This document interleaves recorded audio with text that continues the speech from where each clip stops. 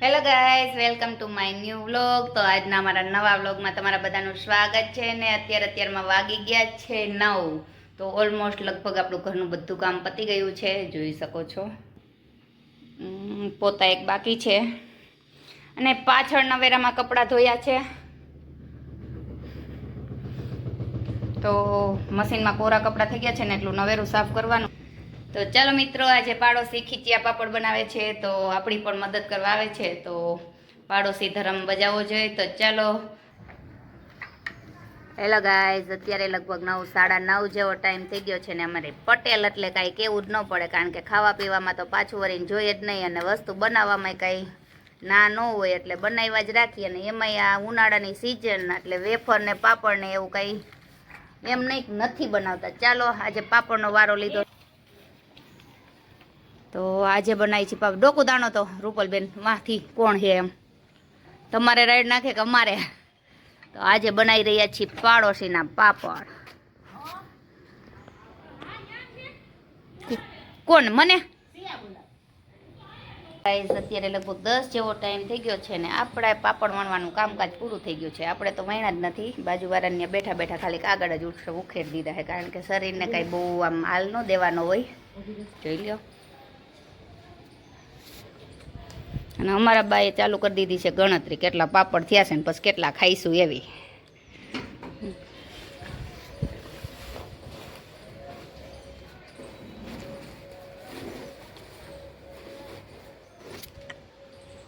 તો ચાલો મિત્રો, હવે થોડુંક ઘરનું કામ બાકી છે તે પૂરું કરી લઈ, પછી મળીએ. ગાઈઝ, અત્યારે લગભગ 11 જેવો ટાઈમ થઈ ગયો છે ને મારે જવાનું અચાનકનું થયું હતું બારે. તો બહાર ગઈ હતી ને ત્યાંથી આવીને રસ્તામાંથી આપણે લીધું છે મસ્ત અને ટેટ. તો લીધી છે 100 રૂપિયાની 3 કિલો ટેટી લીધી છે ને આપણે બનાવવાનો છે ભરવાનો મસાલો. તો લીધું છે ગોપાલ કંપનીનું ચવાણું.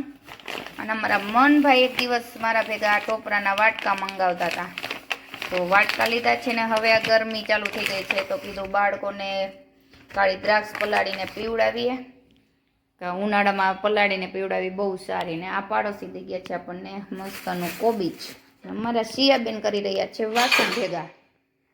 તો ચાલો ટેટી સુધારી અને ટેસ્ટ કરીએ કેવી છે.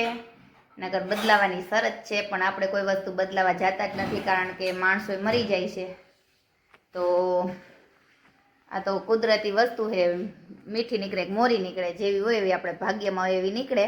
તો ચાલો સુધારી અને ખાઈ, અને પછી ત્યાં મારા મનભાઈ આવી જશે. તો હેલો ગાઈઝ, આપણે અત્યારે થઈ ગયો છે જમવાનો ટાઈમ, યાની કે થઈ ગયા 12, બપોરના 12 વાગી ગયા 12. તો જમવાનો ટાઈમ થઈ ગયો છે ને જમવામાં આજે આપણે છે મસ્ત મજાની ઠંડી ઠંડી ને વાલી વાલી છાશ, જોઈ લ્યો.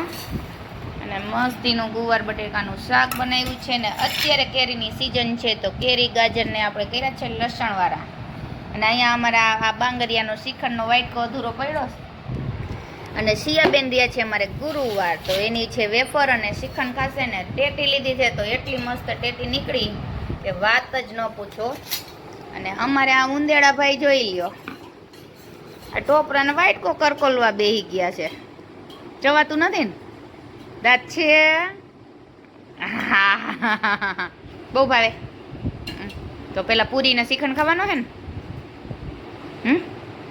શ્રીખંડ ને પૂરી આ જા કરી એમ રહી. તો ચાલો મિત્રો, હવે જમી લઈ. અને તમારે લોકોને જો જમવું હોય ને તો ટાઢું ટુકડું ને ગરમ ને બધું મિક્સમાં જમવાનું છે અમારી ઘરે, તો તમારે જમવું હોય ને તો આવી જજો. હેલો ગાઈઝ, અત્યારે લગભગ 4:30 જેવો ટાઈમ થઈ ગયો છે અને મારે બેસ્ટ ઓનર દેવા આવે છે કે હું એને શીખડાવું કે મને શીખડાવે, એ કાંઈ મને આમ ખબર નથી પડતી, કારણ કે બેયને એટલું સિલાઈનું કામ આવડે કે જાજા ભાગનું તો મારે જ એની પાસે શીખવાનું રહે. તો અમારે આરતીબેન સીવણ શીખે છે, એમાં શોર્ટકટ જ જાજુ કરે છે. અને અમારે આ બેનને તો હે ને પ્રોપર જ બધું આ લીગલી ચાલવા વાળા છે. 7:30 3:30 સ્કૂલે બેહી જાવ. 7:30 કીધા. 7:30 3:30 પ્લસ 2 દોરા. તમારે 7:30 ને શું કરવું છે? સ્લીવ દોરો એમ નહીં, સ્લીવ દોરો હો છે. ઓય આ 5:30 નું જ રાખો 6 નું ઉતરે. શું ગળું? હમ.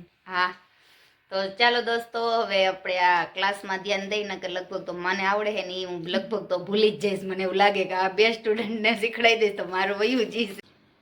હેલો ગાઈઝ, અત્યારે આપણા ક્લાસવાળા વહી ગયા છે અને આજે સવારે આપણે લીધી હતી મકાઈ. તો બાફવા મૂકી અને આપણે બાફેલી નહોતી ખાવી તો આપણે અત્યારે શેકી લીધો છે.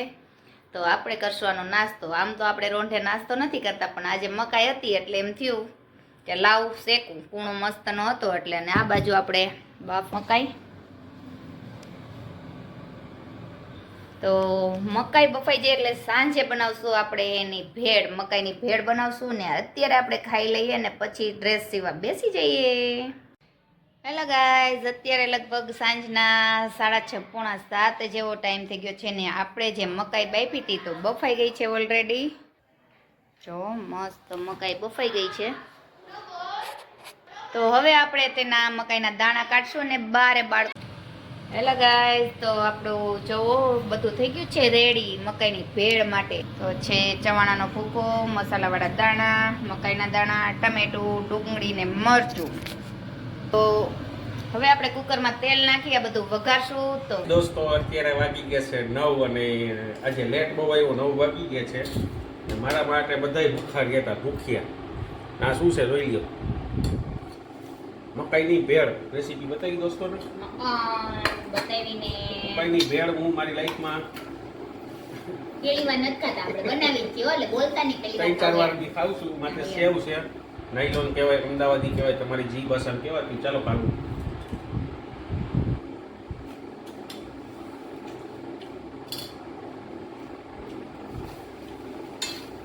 આમાં ટેસ્ટ છે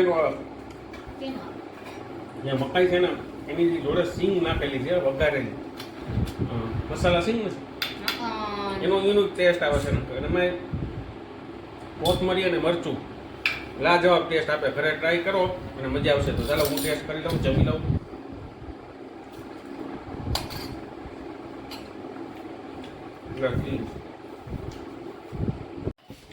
સ્ટાર્ટ. યસ દોસ્તો, made by home kulfi candy ice cream બનાવ્યો છે. હારો સાંજે ટેવ પડી ગઈ, સાંજે કંઈક ને કંઈક ખાવાની. અત્યારે 10:30 વાગ્યા છે. તો મનભાઈ તમારે નથી ખાવી? એને ખાઈ લીધી બપોર એટલે હાય રે દીકા હે બે છે, ખાઈ લે ને. આ નીકળી ગયા હાલમાં દીકરા ખાવે તો સવારે ખબર છે. મન. તો ચાલો દોસ્તો કેન્ડી ખાઈ લઈ છીએ ને બ્લોગને પૂર્ણ કરીશી. મળીશી. તો કેન્ડી ખાવો હે છે ની છે ચીકુ ફ્લેવર. એવું છે ચીકુ નહીં કે ચીકુની જ છે. સારી ચીકુ ને આઈસ્ક્રીમ થોડી સારી છે. થોડીક જ સારી છે, બહુ સારી નથી. પણ ઓલી 25-30 રૂપિયા દઈ એના કરતા સારી ને. અરે એમ 100 રૂપિયા જેટલી કિંમત છે. હા એમ. ઘરે ટ્રાય કરો, મજા આવશે દોસ્તો. હા યા.